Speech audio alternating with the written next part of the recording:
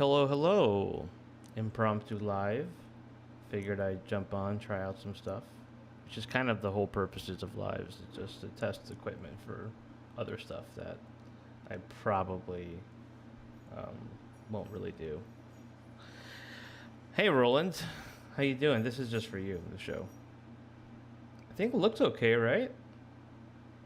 Looks like I got like 60 frames going, which for some reason doesn't work on other streams, so it must be the other streamers' faults. But yeah, man, hello. How you doing? Remember when Hasbro raised the base price of Legends to $24.99 because of CVD? I don't remember that. Is that the history? Is that what happened? Now they're blaming Disney's licensing cost for Legends going up to $27.99. I mean, there's always some sort of scapegoat when it comes to raising prices, and that's the name of the game when it comes to Hasbro, you know? But I will say, recent products considered, such as Wolverine here, he's excellent. Oh, okay. So who cares? But it looks good. Like, I think I saw a quick clip on YouTube on my phone, and it looked like it looked good there, not just on my end, seeing it here. Welcome to the AOL chat room. That is the figure report. Yeah, man. just hanging out. I obviously need to promote this stuff more because I do want to do this, and uh, I do have in the back. It's very dark right now, and you can't see it, but I'm working on a little reel for Captain Planet, and then throughout the week I got to do two more. Um, the whole idea is just to kind of get some more stuff out there, and I just get so in my head about doing stuff, about making content, and so I just do stream of consciousness stuff here where there's like two people watching, including myself. You would think that like if you have even two, like I have what 2,500 subscribers on YouTube, which isn't a lot. That's a small chunk of people, but get some of them. But it's hard. It's hard to get people to watch, especially on a Saturday night. Who's watching on a Saturday night? Who's wasting their time on something like this? Me. That's who.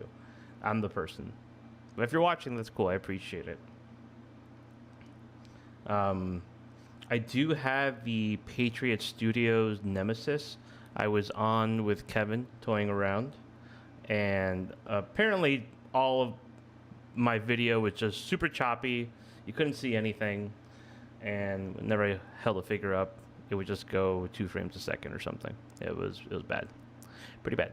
But I think this is working. So next time I do a show, which should be in 2 years probably, I'll be ready. I'll be well prepared. Who knows? Just take a few seconds to change some settings on the phone, on the camera, and then you can stream to your heart's content with crystal clear quality. It's probably going to get bad really quick, really soon. But so far, so good. If waiting to see if anyone else hops in, which would be cool. So, Chris Cox believes relocating Hasbro's HQ from Pawtucket up to Boston is a good idea, despite the COL being over 40% higher and the average commute estimated to be 2 hours. So, what's the reason they're moving to Boston? Explain it to me. Explain it to me like I'm a little baby that has no idea what the heck he's doing. I want to know. I wanna know. Don't manifest tech issues. I'm not manifesting it. It's inevitable. It always happens, no matter what. One time you couldn't see me. One time the video was all chopped and screwed. So far, so good. Something's gonna happen. My whole body's gonna spontaneously combust, because that's just the nature of this game. I was in Toronto recently. I'll leave this live up. My thought was like, oh, I'll just test out some things and I'll take it down, but I'll keep it up for posterity steak. Posterity steak. I'm hungry. I want a steak. Was in Toronto. Had a really, really fun time seeing Frankenstein, watching the movie, hanging out with the peeps. Hey, that's why I call people peeps. That's my term for people, and it was great. I'm excited for the movie to officially release, to really come out to all of the peeps, all the people out there. So it'll be on Netflix in November. It'll be in your theater near you. Possibly IMAX. They're going to do a limited IMAX release, which is really awesome, really cool. Really excited about that. So I think it's worth checking out. How Chris Cox thinks. Chris Cox, what a name. Chris Cox thinks this move will be profitable, yet alone beneficial for the company. Who knows the whole plan of CEOs and why they do what they do? Right, ultimately is to raise their the stock prices higher, so their shareholders are happy, right? But what does this accomplish? What's the goal here of moving it? Is it?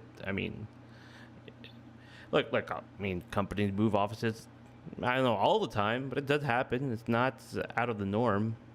And I guess Boston, but it doesn't matter where you are, really, right? If you have your location anywhere, people will fly there or go there if they have to. I don't know. It just sucks for all the employees that do live now in Pawtucket, and now they have to move to Boston, and you have to consider that's going to be expensive. I'm sure Pawtucket, the cost of living is a lot lower than Boston, which is a major city, right? Curious, curious. I wonder what his reasons were. I mean, we can find out, right? When we do a little digging, we can make that happen. One, Chris Cox, Hasbro, Boston. Let's find out if you want to know. So Hasbro relocating from Rhode Island to Boston is part of its playing to win strategy. So let's see. Expected to transition from, we're all, it's fine to transition. It's a perfectly acceptable time now to do that. It's open. From Rhode Island to Boston by the end of 2026. In addition to the new East Coast facility, Hasbro's office in Renton, Washington, will serve as the headquarters for the gaming and digital business.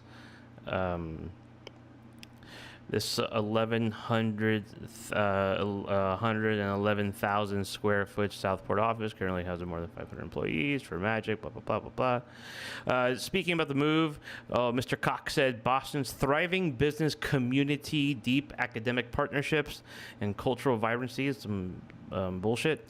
Together with our Seattle team's leadership in tech, creativity, and innovation give Hasbro an unparalleled foundation for growth. Together, these offices will fuel the next chapter of that. It's just a bunch of gobbledygook. So what's the real reason? What's behind all this stuff? Me and Roland will figure it out. He worked for Microsoft at their Xbox division, which is why he's aggressively pushing Hasbro as a game. Well, yeah, I mean, that's kind of what, Magic is just a monster, right? Monopoly was their biggest selling property, or it garnered the most money, the most lucrative property from last year. Hello there. Hey, Kevin. How you doing? Look, I think I figured out video. It's working now. Who knew? I can show off figures now. I can move around, and it's not a big deal. I can do this stuff. Wants to turn Hasbro into a game company. Yeah, I think that's the idea. You got to get into gaming, or like acquire Labubu somehow. It is Kevin from Toy Grinds. Rick, what's up, Rick? I can actually show off the Nemesis figure from Patriot Studio now, because I think like a total of 7 seconds on Kevin's stream where things were clear and I could show off the figure. So let me just show off the box really quick. Big old box for Big Boss, Patriot. Toying around, ACBA. We're all hanging out. A lot of little legalese, warnings for ages 15 and up. This product suitable for children this product is not suitable. Forgot the not part. It said product suitable for children under 3 years old due to small parts which may cause choking hazards. Rather sharp components and fragile exercise care during, man, this is a lot of warnings. So don't eat it. Don't put it in your mouth, which is one of my favorite things to do with action figures, clearly. I mean, if you look at my teeth and smell my breath, you're like, oh, that guy chews on toys. But the thing's a beast. Absolute beast. I think next year we're going to see a bunch of companies try and do blind boxes, but the fad is already going to be fading. That's the thing, though, right? When you try to capture the popularity of a fad, eventually it's not going to work. Like, it just doesn't happen. It has to be those sort of lightning in the bottles type situations. But here we go. Can you guys see that? It's look crystal clear HD 4K, like when you go to Best Buy and they have the TVs, like all the contrast and motion smoothing is blasted way up. Look at that. Yeah, he is a monster, absolute beast. Does anyone here play Resident Evil or have played Resident Evil? You know what? I think I might take the idea of doing lives. I mean, look, I can go 60 frames and I can get in there. I can get really in there. Yeah. Yeah, man. We're taking it. We're taking the money and running. Just to kind of show you the quality of this figure. This super soft chest. I'm going to try to squeeze his boobs a little bit, little monster boobs. Oh, no, don't focus on me. Focus on him. Yeah, the brand new figure. I've never shown it off before. Never shown it off on another live stream or on an unboxing. And if you want to check it out, if you want to get your own version, go to bombusb.net. .net. Remember the .net part because may have messed up once or thrice on Kevin's show. But he's awesome. Let's cross the arms because that's the coolest part. You got a big gap in the back, but if you're crossing the arms, you're probably not going to be looking at him from behind. Oh, I popped that thing off. But you can take a look at the big ass dumbbell right there. Oh, Bazooka's in there. Let's pop this thing in. Yeah, all the accoutrements that he comes with. That's what I call them. I don't call them accessories. Because I'm a classy fellow. But yeah. That's awesome monster arms. He crosses really well. He's cool. Yes, I know. We're going to give him a bazooka. I was noticing some gameplay from Marvel vs. Capcom, and he always just has the bazooka. He's punching people with a bazooka in one hand, which is amazing. Fun fact, despite being in development for 8 years and the surprise success for Hasbro, everybody involved with Baldur's Gate 3 has already... Really? They've been let go? I thought that was such a massive, like you said, success. Why would they let people from Baldur's Gate go? I mean, I have to imagine working in the gaming industry is one of the most thankless jobs, considering it's also one of the most massive markets out there. That's crazy. That's some weird, wild stuff, as one guy would say. I'm very dated with my references. I'm looking at this AOL back page here. I'm trying to remember. My first screen name was Iceman X39. I think I've mentioned this before. And game executive, well, that's true. Most executives are idiots. Okay, let's give him the old bottle rocket right here. Having Marvel Rivals too, yeah. It's criminal, man. These guys work, 60 to 80 hours a week trying to develop these games, and then all the work they do post-launch to make the games run, and all of the technical support they do, right? It's so dumb. Why would you ever want to be a gaming? You must love video games. The whole reason why anyone gets into any industry, right? Is because you love the thing that you're working on. But to realize that business is so polluted, it's so toxic, that you're just let go. You're just fodder. You're just you have such a shelf life when it comes to those things. It's awful. They work you to the bone. It's a tough time now, man. This sort of economy, and I'm not trying to get political or woke, as they say, but the fact that you have to bust your ass at a job that probably doesn't pay very well. It pays okay. Maybe you're lucky one of those. You get full-time benefits and everything. And then you're just left up to... And look, that's the nature of working in corporate America or corporate anywhere, is that you serve another boss. And I think ultimately everyone wants to be their own boss. That's why so many people stream. So many people do their YouTube content. But, man, sometimes you don't have the option to make your own video game. Or, to make your own toys or what have you. And then they just use you and they're like, yeah, you're just feels so disposable. And it sucks, It sucks. It sucks. The water sucks. It really, really sucks. The water sucks. It really, really sucks.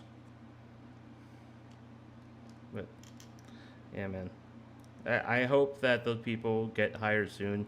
I'm hoping that the people that are already employed at Hasbro are going to be taken care of with their move. Probably not. They're probably going to have to pay out of pocket to take care of that. You do get a year's time because it will be done in 2026. But, man, that's tough. That's really tough. Not to mention crunch culture becoming so normalized in games, all in order to appease investors and get their Christmas bonus. Yeah, exactly. It's just a rich person's game, and we're all playing it, and we're all losing.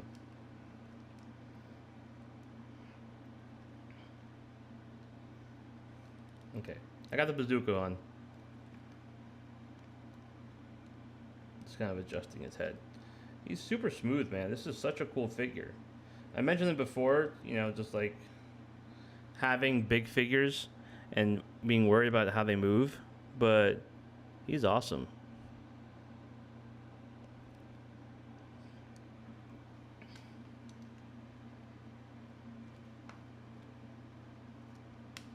The joints at the shoulder are a little tough, but as you can see, they popped off and it was actually fine, so.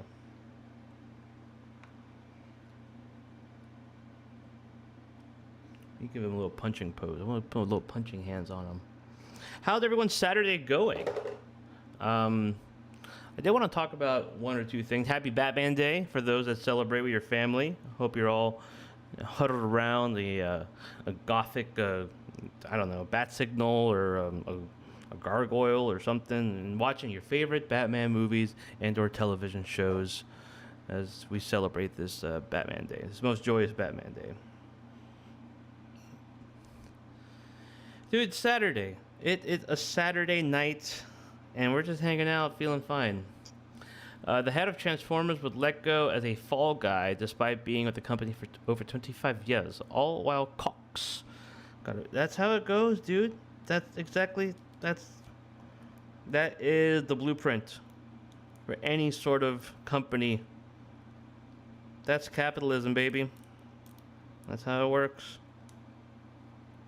Not surprised. And that's going to keep happening. It's going to keep happening. Don't blame me. I voted for Kodos. See how much range you kind of get.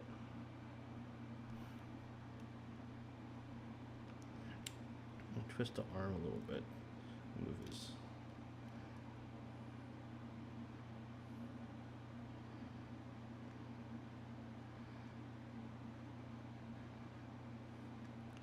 He's a fun start. I'm just trying to pose this figure around.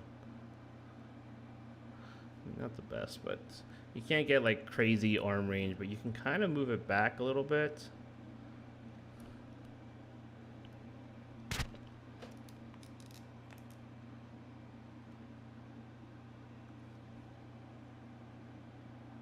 Yeah, he's a beast. Super beast. It's fun. Very fun figure, actually. Really pliable, malleable, soft plastic tunic right there, his skirt. Got a boot cut. I mean, who doesn't love a boot cut, you know? You got double jointed knees. You can kind of have him like in like a jumping pose. Flying in the sky. She's Palpatine, baby. Go for Palpatine. Today I don't have the Toy Biz original for comparison. Man, I don't think I ever got any of those Resident Evil figures. I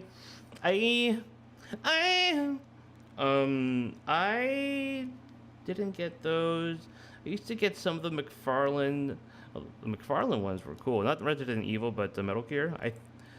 Yeah, but I remember seeing the Toy Biz ones. I may have gotten one or two. I can't remember. Maybe a Chris Redfield or something. So, but that was like, I don't think I was into the game yet. You know, I wasn't a huge Resident Evil fan back in the day, but I eventually did become one. But I never really got those toys. A tattered trench coat. Thanks for the info. It's pretty tattered. A lot of caution and warning tape all around it. I mean, the detail on this thing is pretty great. It's all his messed up, gnawy flesh, different shading on his as you say, trench coat. I mean, it's all wraps though. It's not a trench coat. It's just like caution wraps around his whole body, right? The boots are pretty awesome. Yeah. Super imposing. If you want to compare him to, let's show him to a Wolverine. Because they do fight in the game, which is pretty awesome. No, this is more of the 2020 remake. I mean, I think you're thinking of Mr. X, no? No.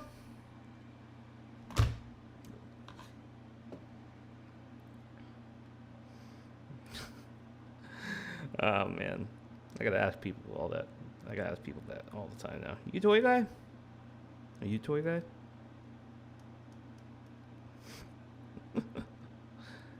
Please just, whenever you do an interview next, Kevin, just ask them that. I really appreciate it. We get a real kick, real gas.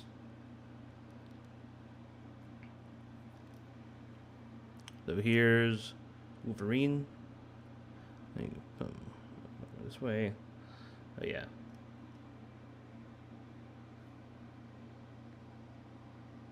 This little guy. Yeah, I know they're both tyrants, but you know, they're different tyrants, right? Oh man, don't question my intelligence or knowledge. Now I feel like a jackass pretending I know stuff. But they're different games, different characters. Because Tyrant is in Marvel vs. Capcom 2, but Nemesis is an actual playable character.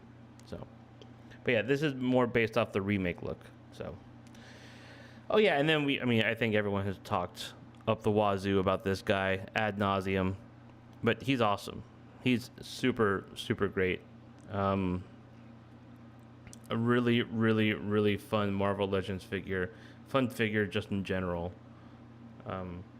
And he is probably the best Legends figure this year. I wouldn't say probably. I would say yes, for sure.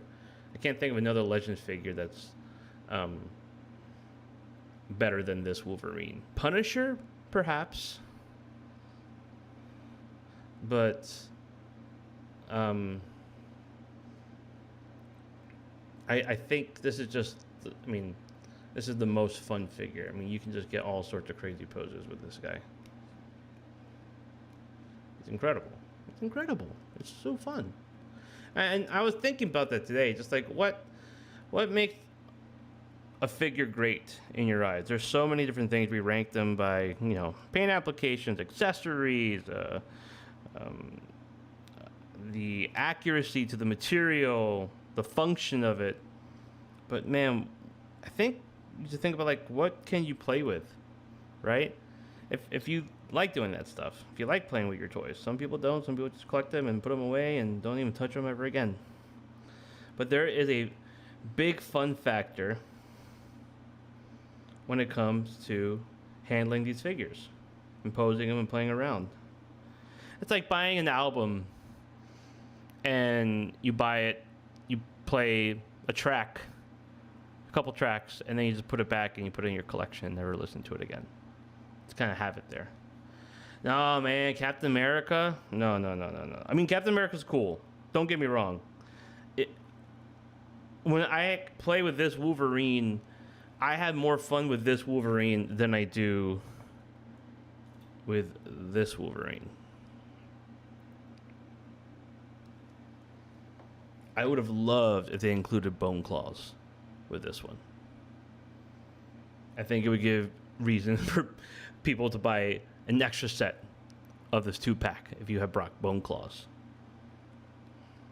But I'm sure there'll be a maximum. I don't know if they'll do a maximum maxi pad with this one. It will have a different head, probably different boots that can actually rotate. I don't know if they'll give him a more slender body, but it won't be as stylized,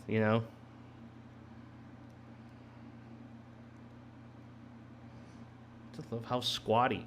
It's so staunch and squatty. He's so much fun.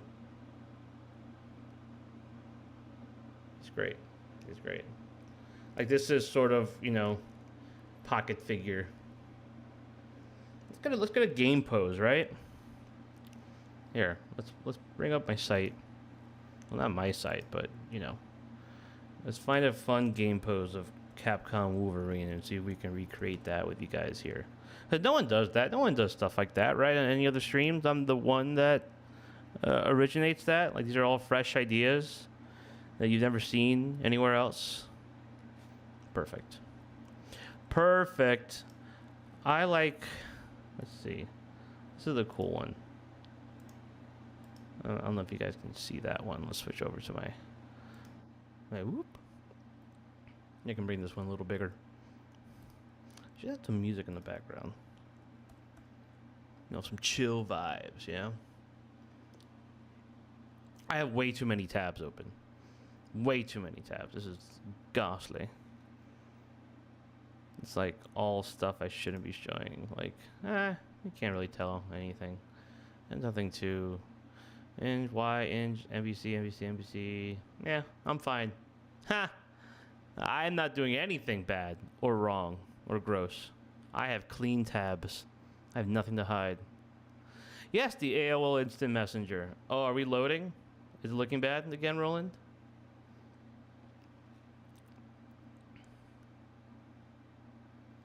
Yeah, I like... He has to be hunched over. I think that's the way this figure works the best, you know? And I would love just some extra expressive hands, maybe an extra head, like a real screw. That's what I'm saying. This, because when you have a figure this good, you're like, okay, where else can we take it? That people are gonna be like, okay, I'll get another one. And, you know, you do a bunch of alternate, hands with the claws, expressive faces, unmasked head, some more accessories. Then you're cooking, man. Then you're really cooking.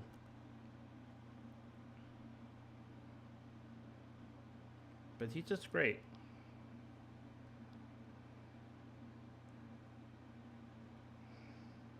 So I'm trying to get his right arm. Kind of. I mean, it's a little reversed angle. You can't really see it there. Let me bring up my...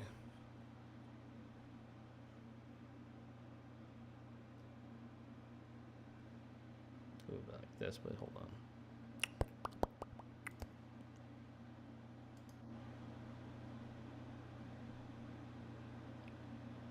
Kind of works.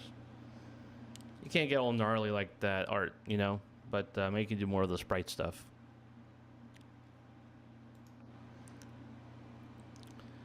Yeah. Fighter Generations, yeah, for sure. I need to go play this game again. It's one of those things where I have it, I'm so happy I have it, and then I played it for a month and I forgot. That's kind of it's how it is with toys, with anything, you know, where you get the thing you've been wanting for a while, you get it and you're excited and you're happy, and then there's always something else. You're like, oh, now that has my attention. It's these little dopamine hits that you get when it comes to figures, when it comes to video games. And the reason that those industries do so well, you know, it's, again, we kind of talk about, well, I talk about, you know, low wages, not being able to make big purchases or save up because it's just so hard now. Unless you're really good with your money or you work in like a two-person household and you both do really well. I mean, and I don't even have kids. What's my excuse? You know, people have children. I ain't got no children. And I'm still complaining. But regardless,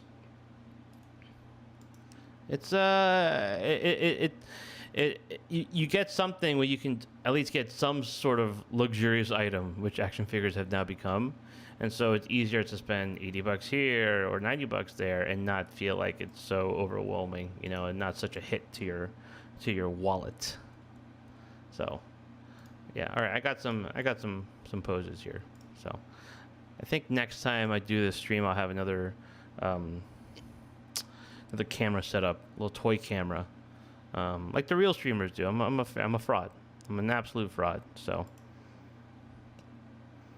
yeah, there's some good ones here. There's some really hot stuff here. So the NYC Marvel scene. Why RIP to the NYC Marvel scene? It's Marvel, baby. Why are we saying goodbye? We shouldn't say goodbye. This is just MVC2 art. Look, it's a great game, and it's sold 1 million copies. The Capcom Fighting Collection. So I'm excited to see what that means when it comes to the future of Marvel versus Capcom. Because yeah, there is a new game coming out with Tokon Fighting Souls. It's just a different type of fighting game than you know than Marvel versus Capcom. So I think there's room where both these games can exist. Very interested in the panel that's going to happen in New York Comic Con. Yeah, the arcade died, but still, people play through emulation. People can now play again, on PlayStation or Xbox or PC, Nintendo.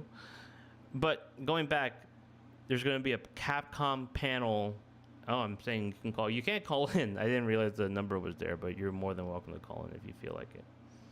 Yeah, but Tokon's not truly 4v4. It's 1v1 that can be 4v4 if you're feeling frisky. It's in this weird world. It's not. I've seen the gameplay. I've seen different videos. It's almost like it doesn't know what it wants to be, and that makes it a tricky way. I guess it also means that you can play it multiple ways, not just one way to play it. But regardless, Capcom is doing a panel at Comic Con, and it's called Capcom Presents. The name, look, it could be very just coy way of titling it, and that's what is said before every versus fighter. It says Capcom Presents, and they show the game, right, in the intro. My hope is that that would be a really cool tease to show off at Comic Con. Or would they leave that for an Evo? Would they leave that for something else? I don't know. But my hope is that they do announce something, and we're cooking. So yeah, this Wolverine's awesome. Super fun. Let me just get one more pose here. Not bad, not bad. And just crunch him and raise his chest a little bit.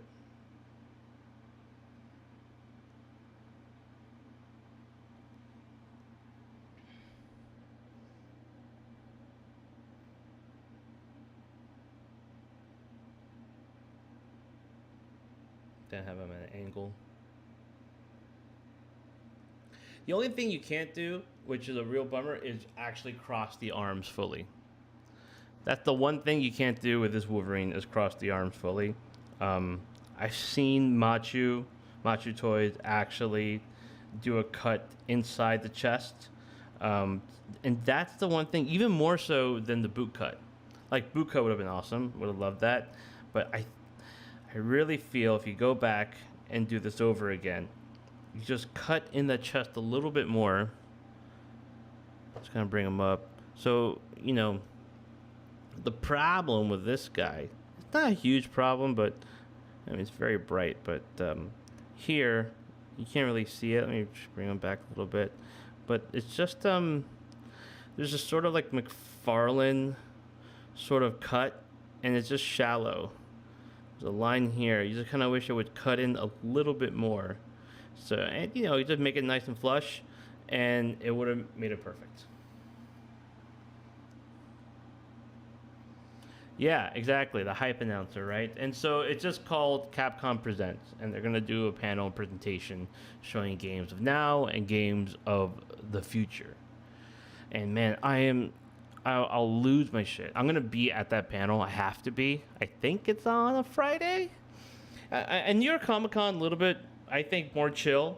There's not as many necessary exclusives and figures like San Diego has. Also, and it might, I don't know if it's the same amount of people, probably, I would imagine less people than San Diego for sure. Plus, New York Comic Con has a lot of celebrity panels and way more autograph sessions that you can do. So that makes me feel that the floor, and I think more people dress up in cosplay and costumes at New York Comic Con than they do at San Diego. I'm pretty sure. I remember going to San Diego this year. Did I go to San Diego? Yeah. And not a ton of cosplayers. New York Comic Con, on the other hand, tons of cosplay. So, um, I think getting in lines for certain stuff like Mezco, like I know Mezco's going to have some exclusives. Bandai obviously has exclusives. Um, NYC has way more toys and comics than SDCC. I don't know if they have more toys. I don't think so. Comics? Well, they do have an artist alley, right? But man, SDCC is huge, dude. It's massive. And this year it felt massive. And I think maybe in the past it was, but SDCC has now sort of reverted back to sort of more old school type of Comic Con where it's about the comics. It's about the comic culture and toys that go along with that. Because they don't have the big Marvel panel. They have panels for sure, but not in the way where it was like Hall H. You have to camp out overnight just to get in the back row. Yeah, look, SDCC has been all about celebrities for the last 10 years, 10, 15 years. But I think after COVID, everyone sort of changed their plans. You don't have to do these in-person things anymore. The hype machine isn't the same as it was. And everyone now has their own Comic-Con, in a way. They have upfronts. So upfronts, if you don't know what upfronts are basically the slate for every company. WB has an upfront. Disney has an upfront. They have their own convention, D23. Netflix now has their Tudum event, right? So it doesn't require as much presence for companies like Netflix, like Disney, Paramount, WB to go to conventions like Comic-Con, like San Diego. So in New York, you don't really have a ton of, Netflix or DC, more like those kind of like, Marvel Studios where you have to bring the actors out. Actors go out there, but they kind of go independently of the projects that they're either promoting or they're part of. They just kind of do a retrospective talk. So you can go, I think last year was Josh Brolin, so he talks about his career, talks about, it's like watching a live interview. And so they do more of that. They do reunions, they do autographs, they do photograph sessions, and they don't do the big reveal panels. They don't really do that anymore. That's kind of safe for their own events or online. So it's a whole change. I think it's a change for a better, for a better future for our children and our children's children, that we can kind of focus on toys and comics, but also that means everyone else is focusing on toys and comics. So I understand that's closer to Hollywood and it's easier to get there, but I'm just saying that there's just less incentive to go to Comic-Con than 5 years ago when Netflix and Disney didn't really have those sort of events. I know Disney did a bit, but they just fully invest in their own things. So sure, yeah, MJ, yeah, I think so. These disastrous fandom events. Oh my God, those are great. Bring those back. I love those virtual fandom events. The fandom events. Those are perfect. Hang out for a little bit more. If you guys have any questions, I think this works now, so I can actually keep these settings, tinker with a few things, and then we'll do more of these because I really want to do more lives, and maybe I'll do some live reviews and have my camera set up where we can actually go in depth on some figures, because that's a really good idea that I just thought of right now. Yeah, so that's what I'm saying, investors, so they still have those are the upfronts I'm talking about, but they start kind of they start to sort of reimagine what upfronts can be, and I've seen it with Warner Brothers, where it's not just investors, but there's also, it is, and they're also promoting what's, in the next phase, the next quarters of their calendar of releases. So, they'll bring out, and look, yeah, it definitely is for investors, those upfronts, because they'll promote the next project, they'll have the actors, the celebrities come out, and people get entranced when they see celebrities, so. Yes, that's right, it's tomorrow, the 21st night of September.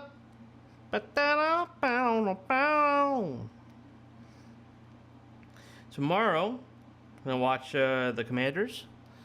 Hopefully they win. I'm a little worried, but have a fun time with the fan tomorrow. Um, Looking forward to Comic Con. Hidden Temple Toys have just opened their new location. Well, they're not a second store, but it is a new location, which is I think triple the size of their old one, and they've only been around for 2 years. So it shows you that business is a booming, my friend. And I believe that I will be there for the opening. And so the plan is for Figures Not Included, we're going to have a regular schedule and just get a little wonky sometimes. Sometimes we do Sunday, Monday, the kings of consistency, as they call us. The plan is probably to do a live stream from Hidden Temple Toys on the opening, which is September 30th. That's a Tuesday. So either we do it live in the morning or sometime in the afternoon. We're still figuring that out. Kind of see how our schedules line up. But yeah, that's going to be exciting. I'm so stoked for my cousin for making his dreams come true, and to see where Hidden Temple goes from here. Because man, opening a business now just feels so tough, but to actually make it happen is really cool. And he loves what he does, and seems like people also love what he does, which is make dreams happen. You should have written the lyrics, Roland. I think you should offer a rewrite and get some royalties on that, man. Because you just made the song that much better, tenfold. Yeah, be on for 5 more minutes. Any other questions, let me know. I'm glad this worked out. Next time I'll actually promote it so people can come by and have some fun. That's what I want to do. I just want to have a fun old time, How do I put this thing back? There you go. Nope, that's not it. That's it. So in the back, I'm working on a Captain Planet review. I'll have that going soon. Just a reel, and then I gotta review Nemesis as well, and also the Heat Boys Leonardo, which is massive, gnarly. You think like Wolverine's big, but baby, you ain't seen nothing yet. So I'm excited about that. Get over my fears of doing live reviews, and it's just for me. It's like I want things to feel perfect and to look good and have the right lighting, and there's no area that hasn't been covered with either like a black background or the floor. It's just like. Not worrying so much about perfection, just fucking do it, and just learn from it and just move on. But yeah, it's like, what am I doing? Like, who cares? Am I gonna get shadow banned? Are people gonna be like, this guy, figure report, it kind of sucks. I'm so in my head, dude. I'm so in my head. I don't know. This is how I've always been. Like, I had this episode of Only Murders come out. Very happy I got to be a part of it. It's genuinely a show that I watch. I'm been a fan of since the beginning, and to be a part of it's super cool. Get lines and stuff and chum around with the cast. Really cool, really great people. But yeah, I watch it. I'm like, oh, why did I do that? Why didn't I do this? Why are my hands positioned this way? It's just like looking at such minute details that no one is thinking of, just me. But that's sort of the nature of it. But by the same token, it does make me want to be better at my art, at my craft. Make me more cognizant of what I can work on. Really help develop a character, why they would react a certain way, why they would walk a certain way, all those kind of things, how they present themselves, how they use their voice. So, yeah, it's a continual learning process, which is fun, because I do like to learn. Knowledge is power. So I've been told. Thoughts on the new 2012 TMT from NECA? I think they're awesome. They're really cool. I would love to get those. I never got the Revoltech ones. I missed out on those, like I'm sure a lot of people did, and ended up paying lots of money to get those or get knockoff versions. So those look cool. I saw them up close at Comic Con. I'm sure they'll be at New York Comic Con as well. I didn't get them. I'm a little turtled out. I think I hit my breaking point with turtles. Like I know there's. I mean, I was very tempted to get the Joy Toy ones. They look so awesome, super fun, not that expensive, and there's already a huge roster with those turtles. But man, I just can't. I can't do that. I can't get more of the same stuff.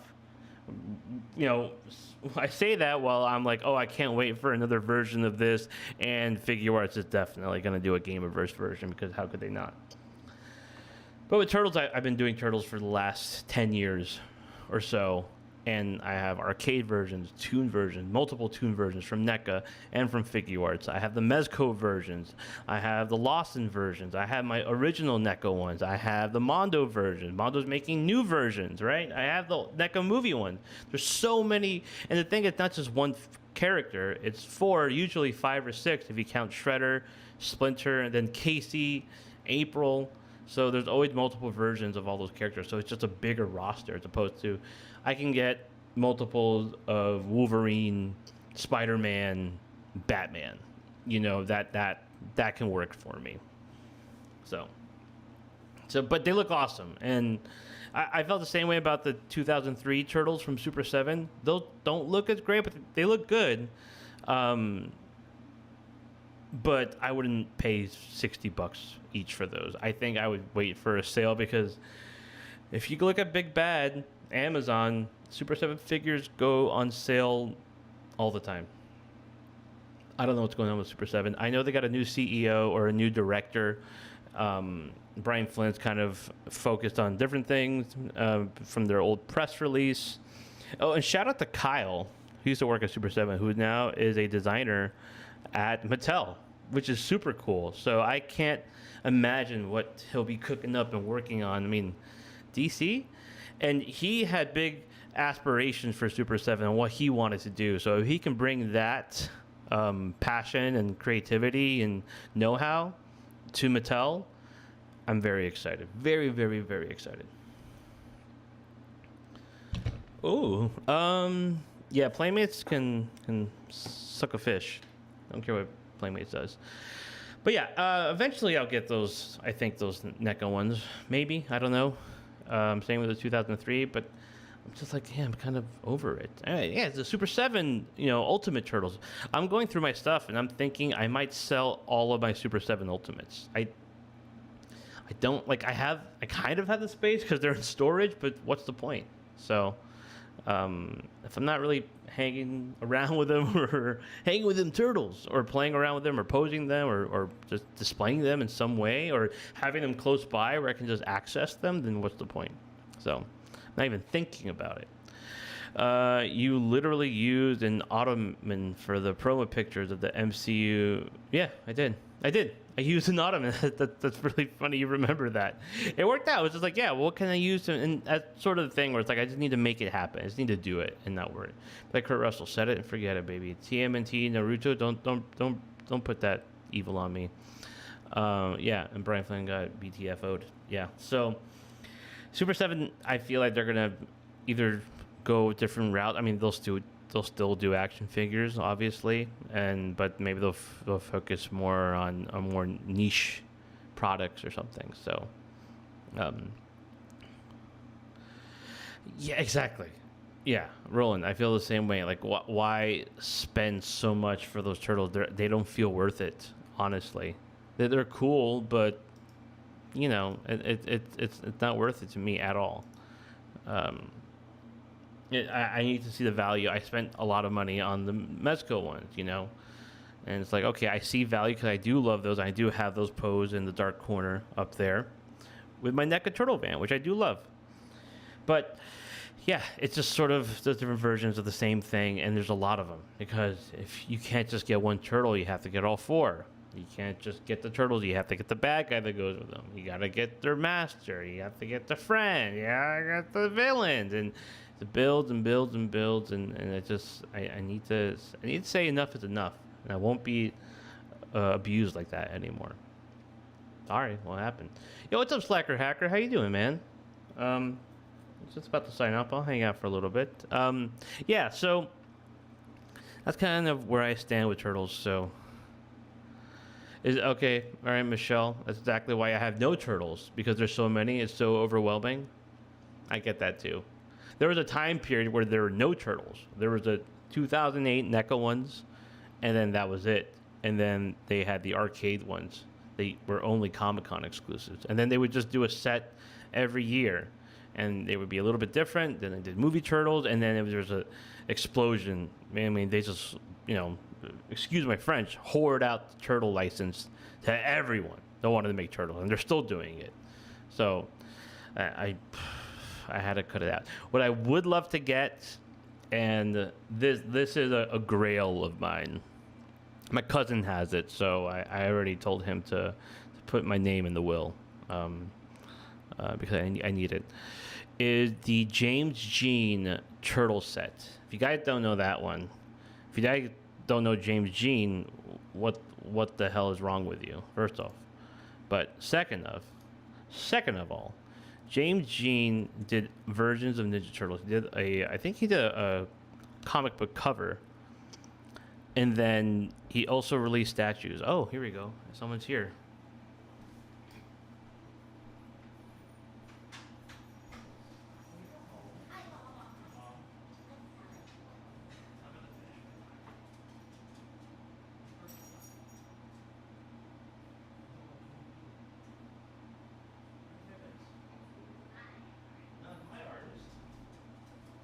I knew about him too before I met you. I'm just showing a James Jean right now. Yo, 16, how you doing? The reason Super 7 Simpsons line felt so disjointed, good way to describe Super 7, because Brian Flynn only wanted to produce, well, I mean, every designer wants to produce specific characters, but it's choosing the right characters, right? Like, why are we 4 waves in and we don't have a traditional looking Simpsons character? It's just very curious. They didn't even complete the whole family, which is exactly. So it was not wise. Anyway, James Jean did versions of the Ninja Turtles and the bad guys, the whole squad. Let me pull these up because they're just so awesome looking. His art. Let me see if you guys can see this. Let me bring this up. Well, bam! Let me minimize this. So, I mean, very anthropomorphic turtles. Their heads look awesome. I mean, they're all like bubbly too. I love this design. I love the colors. I mean, they all have this very similar skin tone, or reptile tone, but I think they look badass. They look really cool. But these look really cool too. Let me share this one. Can I share? Oh, you can see that one. Yeah, you can see the whole window. Yeah. Krang, Bebop Rocksteady, and Shredder. I mean, I love this Krang design. I love that Shredder. It's such a cool take. It's like real, almost futuristic samurai style of Shredder. And then Bebop and Rocksteady are actually very traditional. So, I thought those look really cool too. And so what's cool about them is not only are those designs, Control Zoom, my internet skills are just so off, It's not good, it's Command Zoom, right? I don't know. Anyway, I want to show off too, before I head out, the other design, actual statues that they did. And I think they only did the turtles. No, they did the bad guys too. I think they did. I feel like they did Shredder. Yeah, they did Shredder. They did Bebop, and I think it was Good Smile that did them. I could be wrong. Let's find out. With these guys, let me just show them to you, and they all connect, which is really, really badass. Oh man, these things are awesome. Yeah, styled airbrushing, light coloring. Yeah, exactly. It's a feast for the eyes, and his art is so cool. My wife love James Jean. Oh my god. But man, these guys are badass. And I'm pretty sure they did the villains as well. But I would absolutely love this set. Either a re-release of these statues or actual posable action figures. I think I would be in. Yeah, you know what? That's it. They do have Battletoads style to them, right? But I just love the design and I love his art in general. I remember I got a specific piece that he did, and it was a gift for my darling wife for Crimbus, and it also just was just so beautiful to look at personally. I was just like, man, this is amazing, and it fit her personality really well, and it's just like a beautiful piece that we have here. We got a custom frame for it and everything. It's so cool. But everything he does is awesome, and the fact that he did Ninja Turtles is so cool. I would love, love, love. My hope too, and my wife is the one that said this, and I'm like, yeah, he has to do a poster for Frankenstein. He worked with Guillermo del Toro on all of his movies basically, and he has done posters for a lot of them. So the hope is that there is a Frankenstein poster. We are in September, late September, and there hasn't been anything announced or shown off yet. So, my hope is that when he is in New York, I get the chance to speak to him and I can ask him, what's going on with the poster, man? Like, are we getting a James Jean Frankenstein poster? I want the exclusive. That's why I try to do it. Try to get the exclusives for everyone, for myself predominantly, but yeah. Well, really for my wife too, because my wife is dying to know.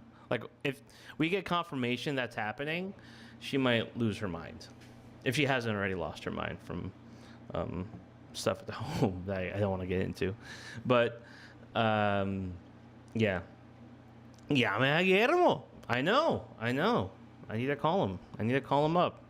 Simple. I'll get his AOL name and then we'll talk. That would be awesome. Yeah, if you've seen James Jean's art for Shape of Water, Pan's Labyrinth, I think he also did Nightmare Alley too. So, Mother. Yeah, Mother. Well, that's not. That's, all at once. Yeah. No, he's done tons of movie posters. I'm just saying for Guillermo, Guillermo's movies. So I know he did Shape of Water, which is great. Pinocchio. He did Pinocchio. Yeah, Pinocchio. That's right, Pinocchio. His first one was The Shape of Water. And then in London, they're opening a Frankenstein exhibit based off all the movie stuff, which is very cool. Next month, I think. Yeah, and to promote the movie. And they just announced that they're going to have a limited IMAX run for Frankenstein. So, I mean, it's a movie to see in IMAX, for sure. So,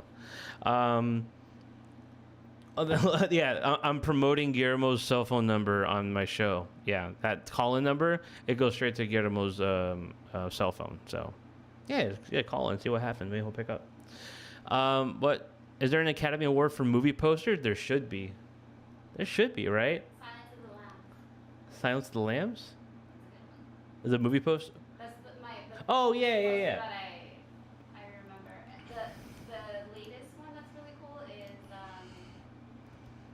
I mean, Jaws is probably the greatest movie poster of all time. Vertigo. Vertigo's the best. I mean, Jaws is pretty iconic. If we're ranking top 10 movie posters of all time, I think that one's like visually. I think that one's really smart, but how can you look at Jaws and not say that's a top 10 movie poster of all time? It's been overdone, I think. But okay, sure, it's been overdone, but not at the time. It was the first time. Personally, You should come here. The Vertigo. Yeah.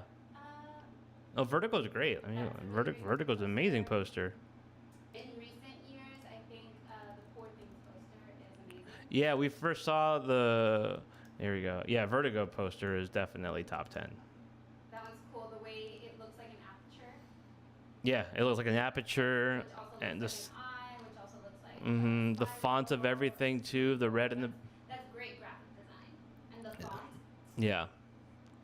Beautiful. Yeah. And then Escape from New York. Jaws looks better as a book cover. I don't know. I don't know how. I don't know if it looks better as a book cover. Poster, but it's I don't know. It's I think it's one of the greatest posters of all time. Movie posters. Silence of the That was a Lambs. really cool one. I think we can agree Vertigo is a top 10 movie poster, right? I mean, look, we're talking over 100 years of Well, I think movies. personally, Right, you know, but I mean, when we say personally, we also mean that I think objectively these are top 10 posters. Because you're like, well, I mean, that's such a classic, iconic poster. There's iconic where it's like easy to remember, and then there's those Yeah, Silence of the Lambs for sure. Yeah.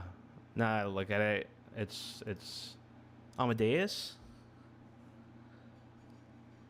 No, It's good. Silence of the Lambs for sure. That's a top 10 right there. I love the TMNT movie. Hey, you know, TMNT movie posters is amazing. Jurassic Park. Yeah, Jurassic Park. It's so simple, but it just tells you everything with just a simple logo. I feel like, It's great. That's great graphic. I mean, it is great graphic design. But Silence of the Lambs is awesome. I mean, it's the whole butterfly there and the skull. It's made up of Yeah. the victims of the women. Mhm. You know, it's just like the finer detail that's in there is that's very iconic as well. TMNT the movie poster. That thing's awesome. The movie poster. I mean, just as a fan, that thing's awesome. Oh yeah, that's art. That's art right there, dude. What are you talking about? Hey, dude, this is no cartoon. Poor Things. Yeah. Really great one. Poor Things. I wouldn't put that top 10 though. In recent years, I think it would be. Really? Yeah, look at it. It's just Poor Things top 10?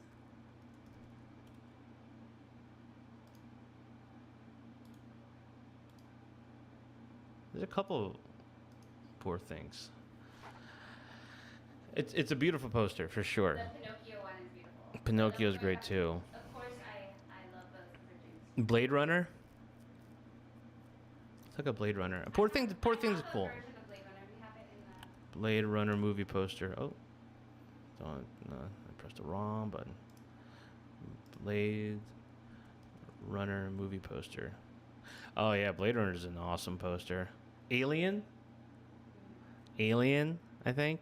Well, there's this one, the final cut. But yeah, this one. This is a great poster. I like Alien's got to be up there, man. I think a perfect poster is something that just tells you everything you need to know about the movie. In space, no one can hear you scream. There's the posters that are great. Oh, come on, man. There are the posters that are great at telling you, at engaging you, but then there's posters that you want as art. Right. I think when we try to make up a top 10, it's... I don't know if it's necessarily art that you want. I mean, I don't know. If you listen to a band and you call them a top 10 band, you probably want their music, right? So you probably would want the poster as an art piece. I mean, maybe you don't want the No. maybe you don't want the Alien poster. There's some I bands don't know. that I like their music and their albums, but they have sucky album art. I don't know. I think they kind of go hand in hand. I mean, I don't know. I mean, oh, that's all. That was her addition to the show. Let's look at Jurassic Park really quick. Jurassic Park movie poster. Yeah, man. That's just. It's like it's simple. It's effective. It tells you what it needs to tell you, in just a logo. You get everything there. Simple poster. An adventure 65 million years in the making. Come on, man. Awesome. Yeah, top 10 are, I mean, obviously it's objective, but I think we can kind of come to a consensus when it comes to what makes the top 10 poster. I don't know. I think these are all really good. Back to the Future. I mean, you could also go Star Wars. Which Star Wars would you go with? Empire Strikes Back? New Hope? I don't think you could go with any other ones besides those. Horror thriller movies seem to have more artistic freedom for sure. Halloween.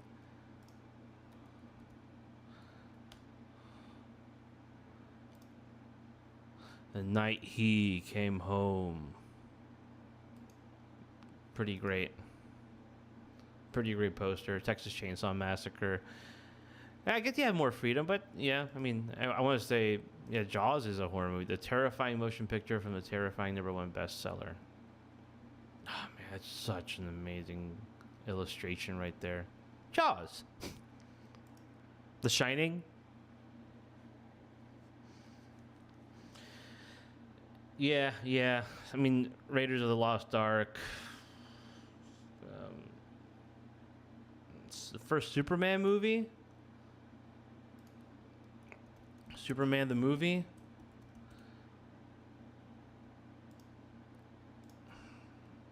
Bring up that poster.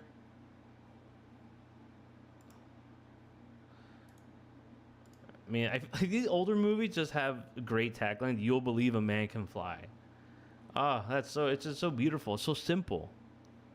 I love stuff like that. It's not so overly cluttered. I think that's the problem with a lot of modern day movie posters. They try to stuff it with so many things. You know, even like with there's like a bunch of different colors or just a bunch of heads imposed upon one another. You know, blending all these bodies. One of my favorite movie posters is the fake Force Awakens poster. It's just one of the worst things I've ever seen in my life. I mean, talk about a poster. Beautiful. Absolutely stunning. That's art right there. Look at this art. Look at his weird ass, like a child's. This is smirking Andy Serkis. Llewyn Davis apparently is in Star Wars. Beautiful. This is my favorite though. Just like a big ass Adam Driver head. I mean, he does have a big head, but that's perfect. Cinema. Exorcist, great movie poster. Yeah, I kind of feel like we're going into the world of terror, right? And that is sort of Exorcist. Wow, I can't spell anymore. Exorcist. Font, not font, poster. I can't hide my tabs. Yeah, that's a pretty fantastic poster. So yeah, maybe top 10 is very if it's a very limited list when it comes to so many movies out there. But I feel like if you can kind of just, talk from the top of your head and it kind of comes quickly to you, all right? Yeah, floating head design has been plaguing cinemas floating heads just don't work, for sure. Back to the Future, we said that. Batman 89, same concept. Love Kubrick, but I don't know what the Shining poster is going for. Let's ask my wife. I think she'll have a interesting response to this. Christina! I trust my wife's instinct on this one. I'll call her. Phoning a friend.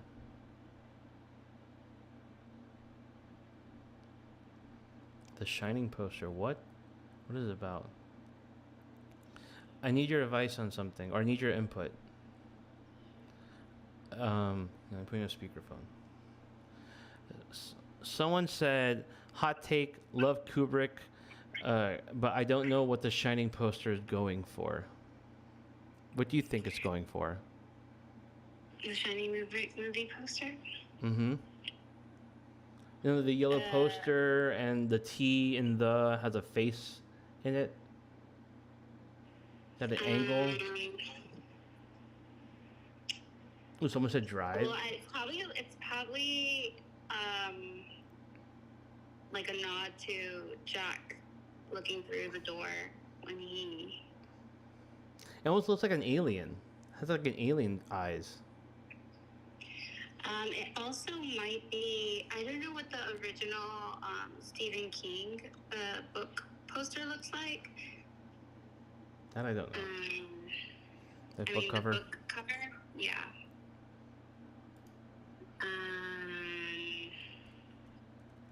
see, because it might be a little similar.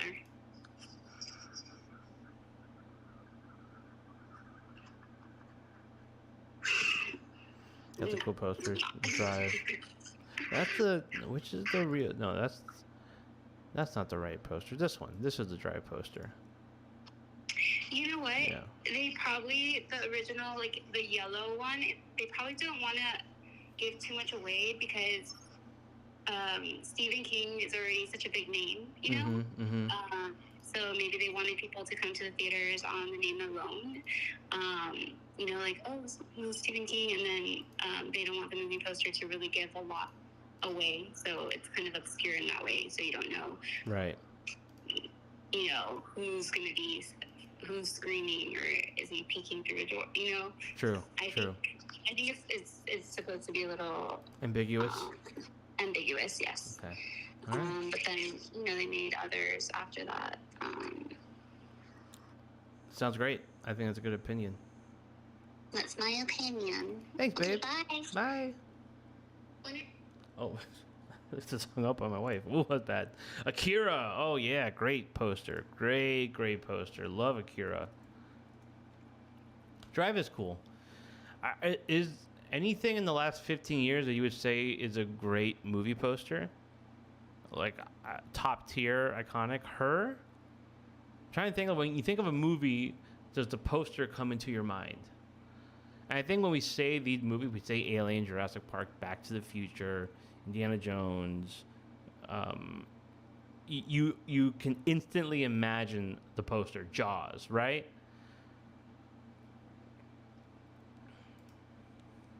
And I think that's sort of where I'm going with it. Yeah, Akira poster's so badass. Very, very cool. Yeah, that's great choice, Roland. Oh, really? Okay. Saul Bass designed it, and there's apparently rejected versions with notes from Kubrick. That's going. Hey, Rowdy, how you doing? Howdy, Rowdy. It's open to interpretation. Exactly. I didn't know that, Pletho. That's interesting. The Girl Who Leapt Through Time. Batman movie posted the red and blue. Oh, so the Andrew J. Lay boy, the modern one, Robinson or Roberts, Battinson, the Batman poster. This one, that's pretty cool. That's a pretty cool poster, I gotta say. Probably better than all the Nolan ones. Might say so. Rowdy, and everyone else just joining, we're talking about the top movie posters. I don't know how we got there, but because I was talking about James Jean doing movie posters and hopefully doing Frankenstein, and so we started talking about what are the most iconic movie posters. What would be in the top 10 movie posters? If you're gonna have a collection of movie posters, what would they be? It's very, subjective, obviously, and personal, but I think we can sometimes come to some sort of agreement what goes on the top 10 list. That's a great one. The Girl Who Leapt Through Time. I have no idea what that is. Maybe I'll recognize The Girl Who Leapt Through Time. This poster? Nah, dog. No. No, not even that one. Probably this one. I need the Japanese one. It's so small. I don't want a small ass poster. That's not great. I don't think like iconic Miyazaki movie posters. Yeah, so I was thinking out of the Star Wars ones, if you had to pick one, would you go Empire or would you go New Hope? Pearl movie poster is pretty cool. Let's bring that one up. Pearl movie poster. That's a great one. I do like that one.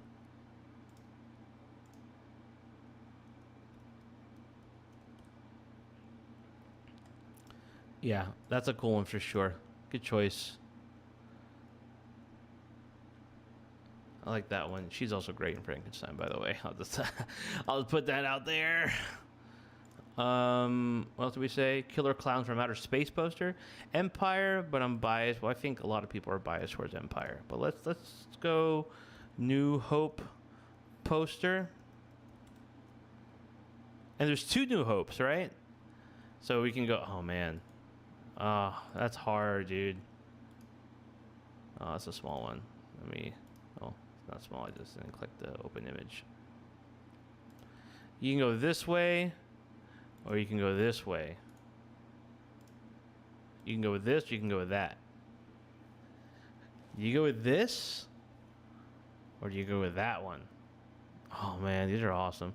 And look, we talk about like the montage of everyone and floating heads and hating that, but this one just works so well. It's so beautiful. I mean, look, sexy Luke and Leia. Like, not what happened, but still such an awesome poster. An Empire.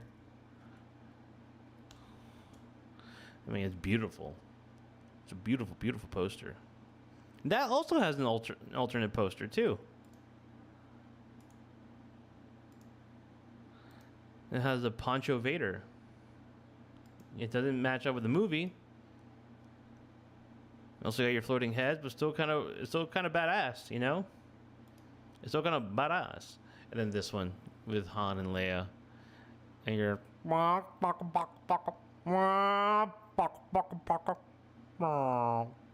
Tauntaun. Yeah, I'm thinking 1 too. It doesn't match what happens in the movie, but I think it's such a powerful poster, and just the shadowy Darth Vader figure in the back. It's not too busy, even though there's tons and tons of X-wing fighter jets going toward the Death Star a long time ago in the galaxy far, far away. What does that mean? And I mean, it looks like this amazing sci-fi romance space opera that you're getting into. Star Wars. This is really cool too. That's a beautiful one. These are all great. I mean, yeah, these are great. Phantom Menace poster. Someone said Phantom Menace poster. Oh yeah, the Vader shadow.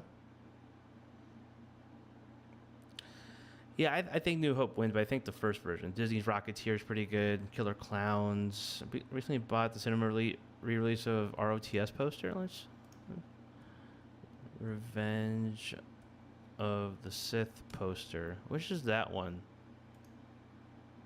You have your Drew Struzan one. Oh boy, Drew.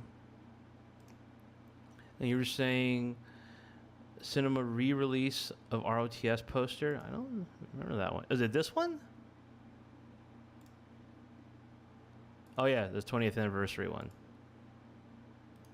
That's pretty cool. That is a cool poster. I like it. I like the starship battle in the back, the big ass Vader head, Darth helmet. You got the Mustafa, and they got Annie, little Annie. There. Let's get rid of these posters here. We already decided what was the best. Yeah, that's pretty cool. It's beautiful art, you know. But I'm never a big fan of the floating heads, but it was always just so pretty to look at, especially with Darth Vader again in the back, which is paying homage to A New Hope as well. It's really cool. I haven't yet Slacker Hacker. I need to get on that. Love Han and Leia on the poster for sure. Oh yeah, bring up the Phantom Menace one. I forgot about that one. Phantom Menace poster.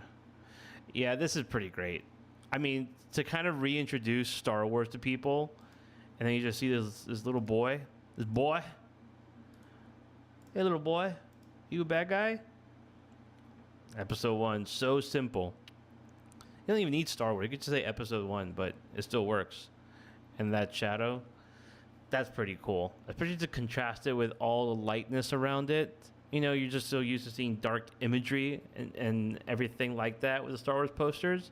And so this is such a contrast to that. Is really cool. It's really impactful. I guess I'm seeing a theme here where I like more of the simple stuff as opposed to really busy. Luke's chest is bigger than Leia as well. Not the figure. Oh, the figure. The old Kenner figures. We can't be that old. Yeah, we are, unfortunately. Sure, but it's okay. I think it still works. if it's heavy-handed with the symbolism. If it makes a great poster, then I mean, yeah, on the nose, sure. Yeah, that's a pretty good list of different things. I think we found our favorite Star Wars posters, which there's a lot of. I don't think anyone's saying new trilogy or anything post Force Awakens. It's kind of what it is. Was Force Awakens poster any good? I don't remember. I remember being excited about it. That's cool. Again, it's just like it was following the whole recipe of just more is more when less is more, you know? But you have so many things to include to show, like, hey, we're going to do X-Wing, we got all these cool guys, we got the bad guy, we got another Death Star, and everything, and yeah, I know that guy. You know, that was cool, though. It wasn't like a Juice Truzen type, which is, I think, what people wanted, but I remember this poster being like, okay, that's kind of more in line with what worked, which I think is a Juice Truzen OG, which I think would have been cool. Oh, sorry. This was like an exclusive poster. Wasn't the best. I mean, Han, it looked like Borderland characters a little bit, with the black outline. Yeah. That one's okay.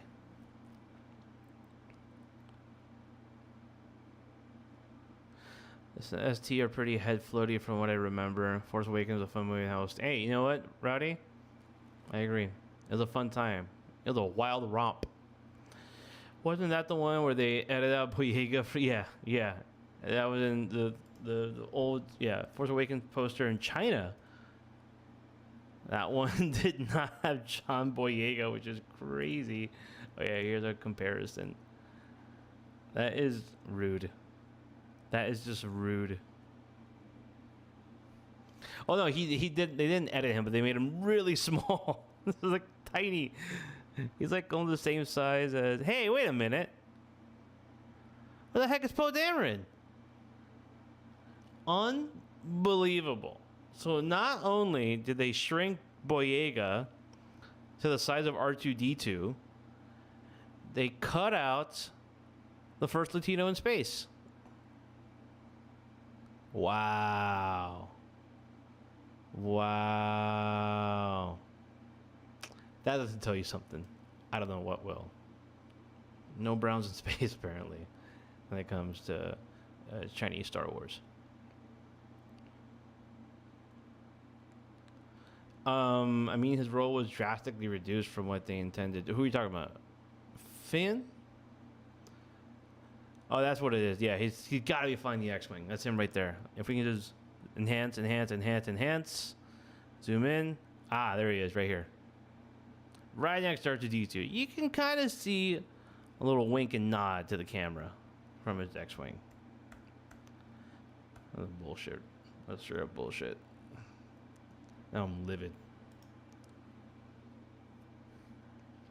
Unbelievable. Now that just ruined everything.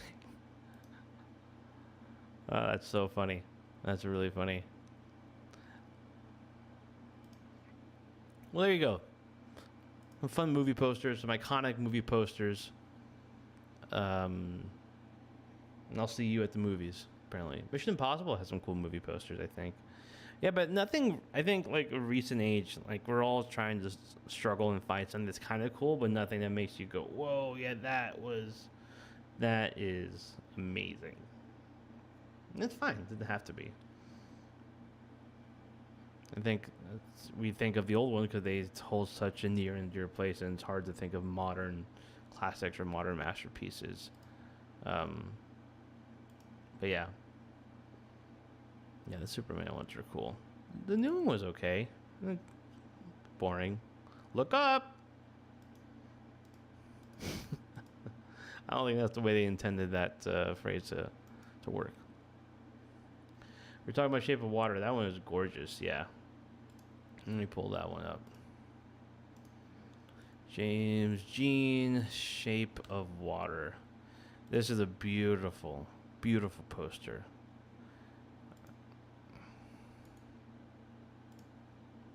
Yeah, it's gorgeous, man. Like what my wife was saying, sometimes you can recognize a poster as being really great because it tells you in very it's like the graphic design is really memorable. It gives you a clue as to what's happening in the movie, and it's just really awesome, iconography, right? But then you have movie posters that feel like just pieces of art that they use for these films. And this is definitely in that world of this is just a beautiful piece of art. You don't need anything else on it. It's just that. And it's so great. And again, it also tells you about the movie. Like, what is that? Who is this lady? Who is this fish monster that she's holding so lovingly? Just the way all the seaweed moves with the water. It's the colors of it as well. That's a really beautiful one. So I'm hoping, I'm praying to whatever gods are out there that will listen, that James Jean is doing something with Frankenstein, because that just, Frankenstein is the movie Guillermo's been wanting to make forever. This is his magnum opus in terms of creature features, right? That's what we want to call it in the dumbest of phrases. But it would feel like malpractice to not have a James Jean movie poster to accompany Frankenstein. That's awesome posters. Yeah, Del Toro is known for awesome posters, and the Frankenstein posters that come out, they're cool. And I think they're really well done, but I don't think there's anything yet that makes you go whoa. Like they're cool. I think this is a cool poster. It's a little blurry. Get a little bigger image.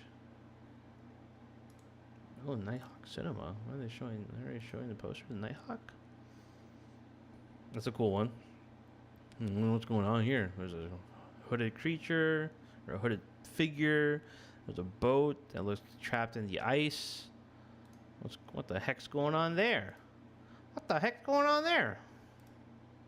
And then there's a man, and then you see there's a hole in front of him. A big old hole. You didn't go in the hole? He has red gloves? What's up with that? That's weird. What are these tubes around? Look at this Medusa face. Very eerie. So they do set a mood, which is really cool. I like the font type of Frankenstein. But I think we can do more. I think there's still something there. I have no idea. So I say this is all conjecture. This is all just me theorizing, hoping, praying that there's something else. Why is my camera all out of my AOL box? This is annoying. This is not what I wanted. This has ruined everything.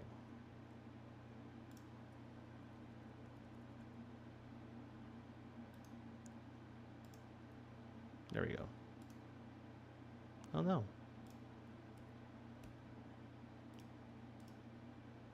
Why is it doing this?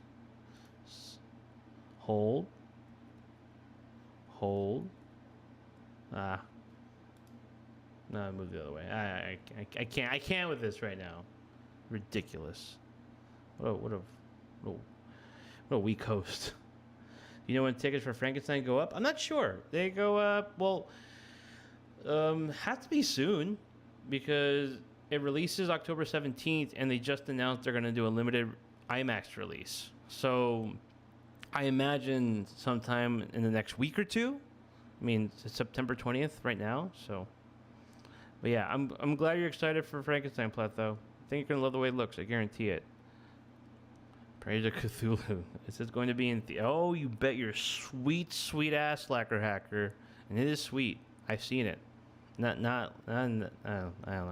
know. Yeah, it's going to be in theaters. So, limited run, 3 weeks.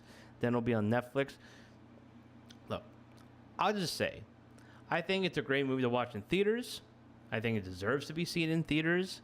And I think it owes itself to be seen multiple times. And you can do that if you have Netflix. You can see it in theaters and be like, wow, that was sumptuous. I want to see more of the details. I want to kind of like break it down a little bit, and take it all in because it's a lot the first time. You can watch it on Netflix. So you double down. I'm just saying. Illusion broken. Oh no, I thought it was a real AOL chat room. File's done. Hell yeah. Send me some of your stub pics. Let us see some stub pics.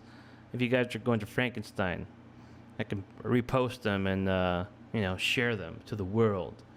Think cinema is back, baby. We're back. So, I'm excited to go see it in theaters. I'm sure some theaters probably have it. No, I don't imagine they have tickets yet. Which is crazy. What's the movie that's coming? Oh, the Odyssey. Christopher Nolan's Odyssey was pre-selling tickets a year before it releases. Like, it's a freaking concert. Did you guys see that? Insane. Like, what's going on? So, IMAX is a big thing now. It's sort of shot up in terms of popularity when it comes to releasing movies. Sinners had an IMAX run, instantly sold out everywhere. You couldn't get a ticket. And there's this whole video that the director Ryan Coogler posted about all the different versions you could see of it. And so that's a new thing now, which part of me wants to believe, yeah, this is a genuine thing from the director wanting to release his or her ultimate vision of the film. But when there's 5 different versions and they're only in limited select theaters, part of it feels like a marketing ploy. That's just a cynic in me.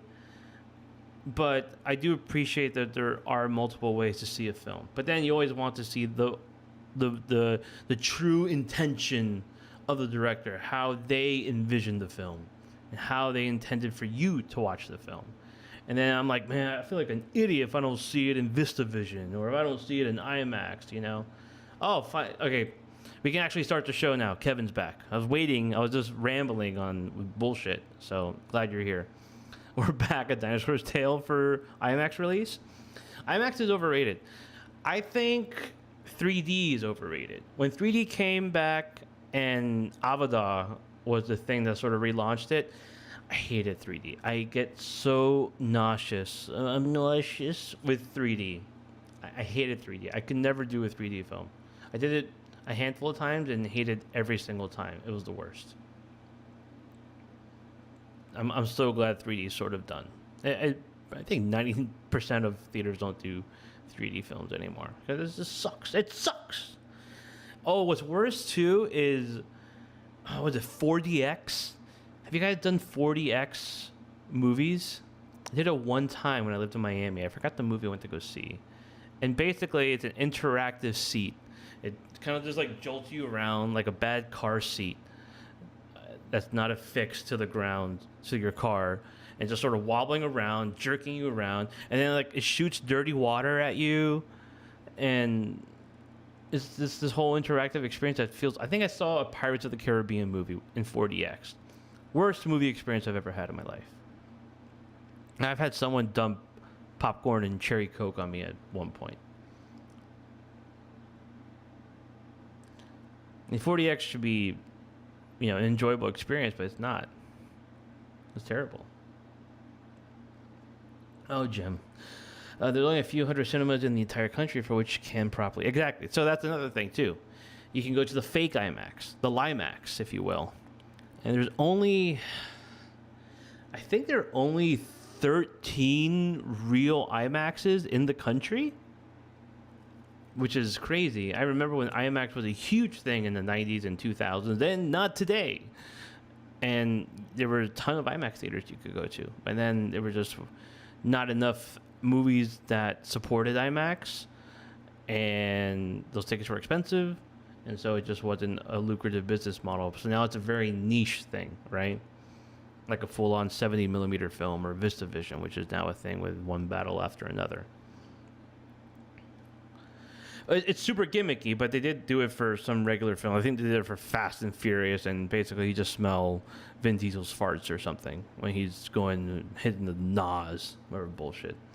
Yeah, that's awful. Not a way to see it. I haven't done the other one, the Regal one. It's like a visual surround. Like you have the screen to the side and the screen in the middle. That also seems stupid because you have a break in the scenes. Like you have a black cutout from screen to screen from the panels. I don't know. That feels weird. I don't need super gimmicks for my movies. Like, if you want to give me I remember seeing The Dark Knight in IMAX, and that movie only has certain parts that were fully shot in IMAX. But that was really cool because you could see the difference. I mean, you would get the widescreen, and then you would get the full-on picture, especially in the opening shot. Really, when you zoom in to the bank, and you have the whole Joker heist. Well, yeah, I mean, that's a ride, though. I don't want to go. So imagine doing the Terminator 3D ride for 2 hours. And that is the 4D experience. Like 4DX. I'm telling you, it's awful. You're just in the seat jerking around, and you just feel like you want to throw up all over yourself for 2 hours. And you pay money for that. I think it's like a Guantanamo Bay torture device now. That's how bad it was.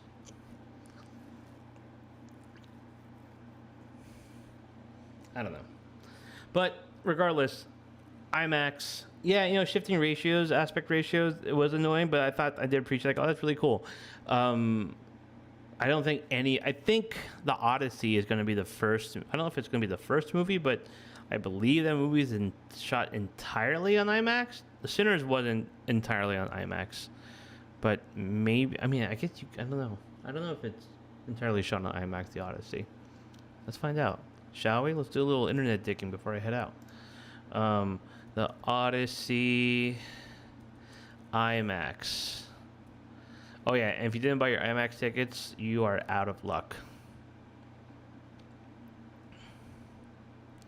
Yep. So Odyssey has a budget of $250 million. It's the most expensive of Nolan's career, and it's his first film to be shot entirely on IMAX. So there you go. At least for him, it's his first fully IMAX film. Yeah, exactly. Wider less than 30 minutes, so. But yeah, but they sold those tickets a year in advance, so you're screwed. And you can probably buy them in the aftermarket, but they're going to be insanely expensive, which is so dumb. Because IMAX releases are just, it's limited releases, only for a certain period of time, and there's only a few theaters you can go see it in around the world. So.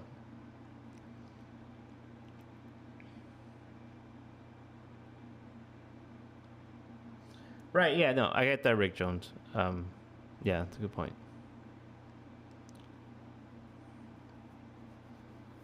But just, like, it's just like now it's a way bigger format where you can see the full 70 millimeter experience before, obviously it was trimmed and cut to letterbox.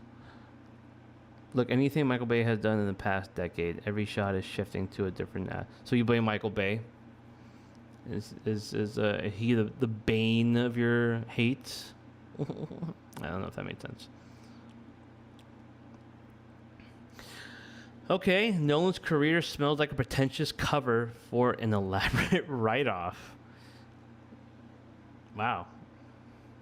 Oh, yeah. No, have you seen the cameras? Like the actual cameras they use for IMAX are massive, and then the film print is enormous. So, I mean, it literally matches the screen. Like, bigger film, bigger projector, bigger screen, all that. And I think it's really cool. But it sucks if you get a seat in the first 6 rows because you're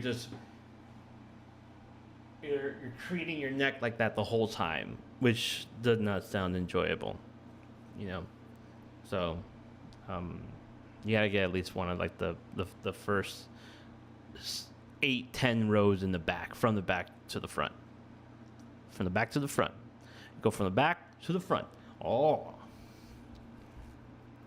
I don't know about that, Nolan. I like some Nolan films. I loved his early work.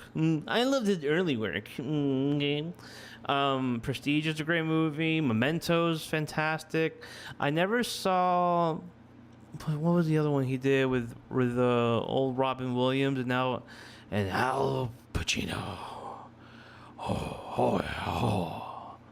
Gonna do a Nolan movie. What's that movie called? Nolan hates using ADR, but you understand the difficulty of working with IMAXs. Yeah. I mean, I think that's sort of the sacrifice he makes, so he's very aware. but he loves the visual of it. Batman broke Nolan. So Bane breaking Batman's back is also a metaphor for Batman breaking Nolan. I mean, Oppenheimer was I thought Oppenheimer was really good. I thought it had some really great performances. I didn't think Nolan lost his touch or anything. So Nolan's career, but wait, he did Interstellar, right? He did Interstellar. Was Inception before Batman? Or during Batman? Let's see old Chrissy Boy's Nolan filmography. So, okay. So, Inception was 2010. Dark Knight was 2008. Interstellar, 2014. I don't know. I mean, that's a pretty good streak of films, I gotta say.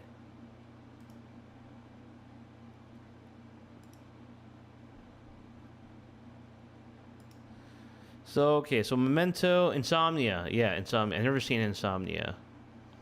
But, okay, I mean, look. You go, Batman Begins 2005. I really like Batman Begins. I know people aren't crazy about it, but I think Batman Begins is a pretty damn good movie. It's a great Bruce Wayne origin tale, I think. Did it need artificial hype in terms of like IMAX cameras and all that stuff? Maybe not, but I think it's just what he's interested in, you know?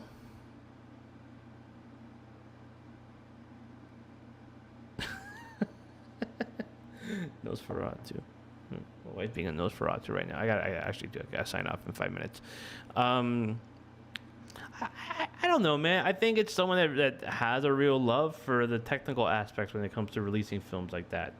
You know, I don't think it's like, I mean, maybe it's part of like a marketing ploy, you know? It could be. I think he's a genuine director when it comes to that kind of stuff. When it comes to and look, and I think it's bled and it's sort of has transferred to other directors like Ryan Coogler, obviously, really big into the type of release. PTA also kind of doing his own thing now with One Battle After Another. I don't see it as a negative that he does love the new technology for these kinds of films and doing the ultimate version in his mind. Is it needed? Maybe not. Maybe it doesn't change anything. Bold. David Lynch was a real artist. Chris Nolan is an artsy, fartsy schnob. Does Chris Nolan owe you money? Did something happen between you two? Did you guys do a bet and he never paid you? Did he say something about your mom? He said something about your mom, didn't he? It's not right.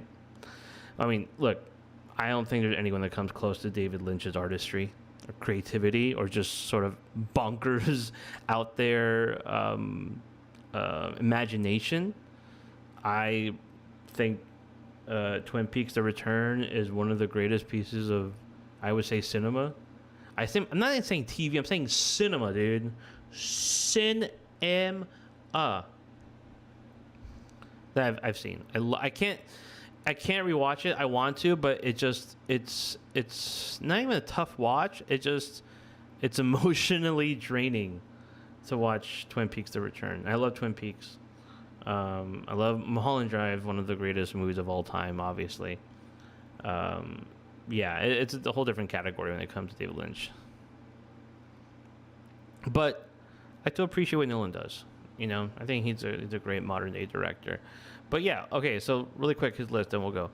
I mean, Batman Begins 2005, The Prestige 2006, Dark Knight 2008. I mean, that is a really good... I mean, Inception 2010, banger after banger after banger after banger. Even if you don't want to put Batman Begins, Prestige, Dark Knight, Inception, that's a pretty damn good run, I gotta say. Insomnia, I haven't seen it again, but I don't think it's a bad movie from what I've read or seen. So, but I do need to see it. I need to kind of put that in the list. Dark Knight Rises, pretty bad. I don't think that's a good movie. That's really bloated. Interstellar, I remember not being so crazy about it the first time, but it does have a place. Dunkirk is really good. Tenet, a bunch of gobbledygook. Oppenheimer I actually really liked, and then Odyssey is his next one with Matt Damon. Oh, you're saying Inception just copied Paprika? I don't think I've ever seen Paprika, but now I have to see it. This is the 2006 the animated film. Paprika. Okay, I've heard of this. I've never seen it. So Paprika.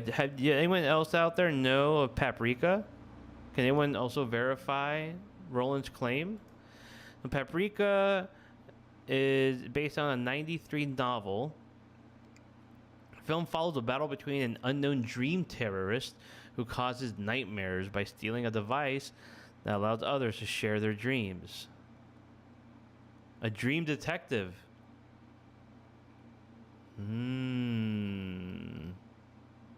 Interesting. Oh, here we go. Here's the part with Inception.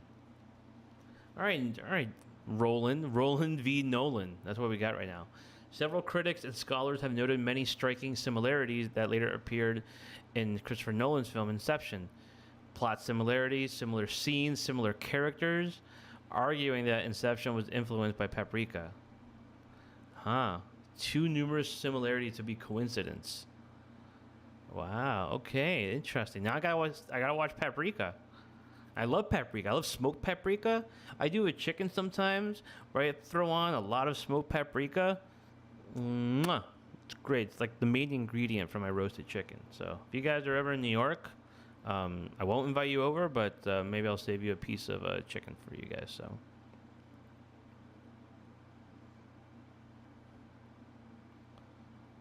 Requiem for a Dream also stole shots from Perfect Blue?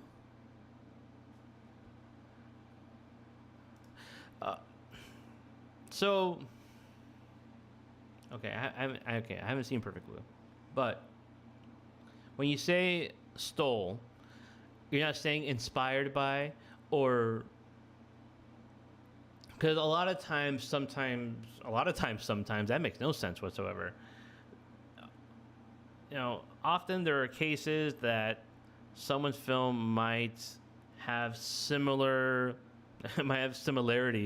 to an older film. Maybe they're loosely inspired by or loosely imitated, an homage necessarily. I could see where, and look, for Nolan, I don't think he was probably watching Paprika like, oh, I'm going to do that. I mean, I don't know. He could be, or someone else did. Maybe his brother.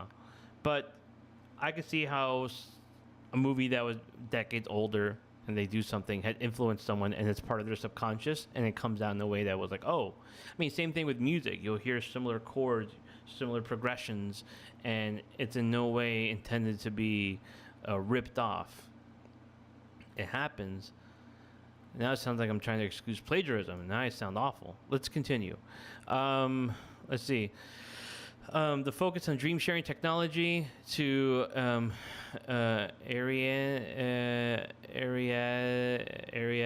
wardrobe. I got the wardrobe references to Greek mythology, physics-defying hallways, significant dream elevators, and the choice of having a Japanese businessman, Saito, be the one to hire Cobb and the dream team, among other things.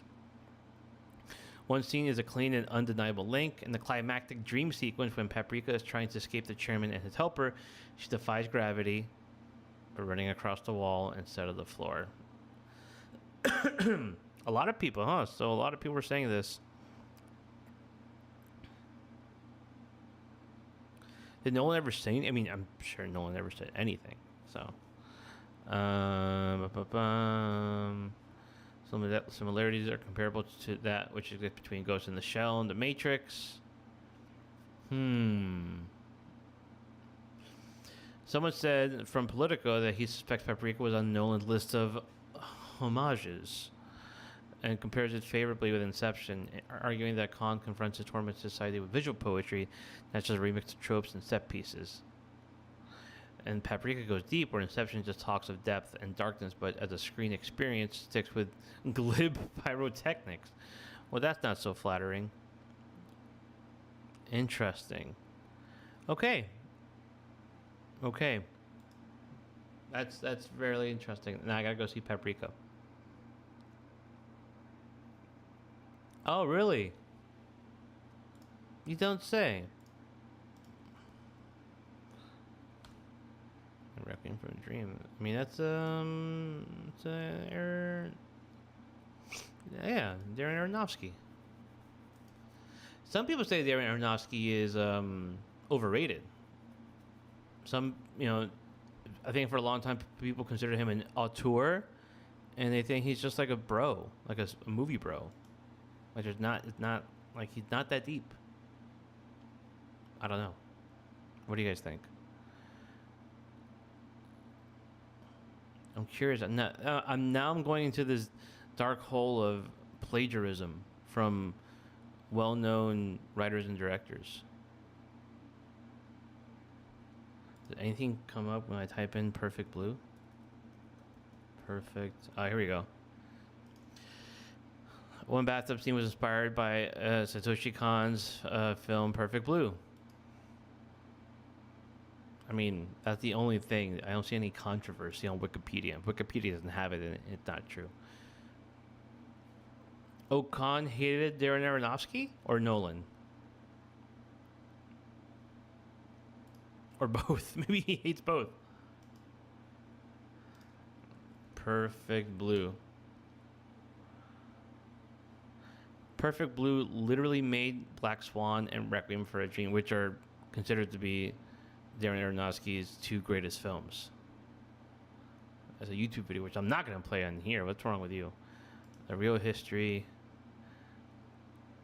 Oh, it's a whole article. Let me see if I can read some of this Substack. Too much homage. Interesting. So,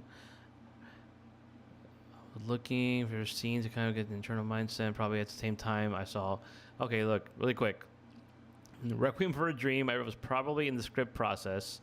I think I was looking for a scene to kind of get the internal mindset of Jennifer Connelly's character Marion, and probably at the same time, I saw Perfect Blue. Huh. Well, when you put it like that, Darren. Huh. Interesting. I mean, Pi was pretty awesome. Much more. Aronofsky was working on the next film, Requiem for a Dream, based off a book. And he found Perfect Blue while writing the script. I was blown away by it. It was fantastic. It was very different than any other anime that was out there that I had seen.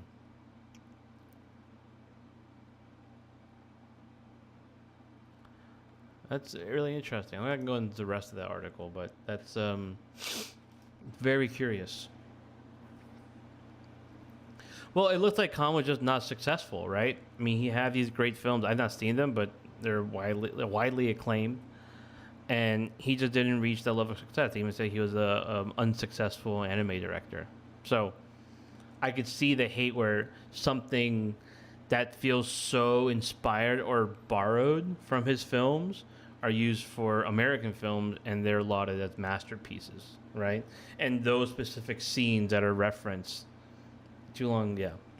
Watch more anime, especially those. I'm gonna watch Perfect Blue. I'm gonna put Paprika on my list. When I hear, I mean, it's not anime, but like, when I think of anime, I think of, Kaiju number 9 or something, or Naruto, which aren't really anime. I mean, they are, but they're not. They're not like films from the 90s that have a lot of depth and emotional resonance, which I am more interested in. So I'm gonna put Paprika. I'm gonna put Perfect Blue.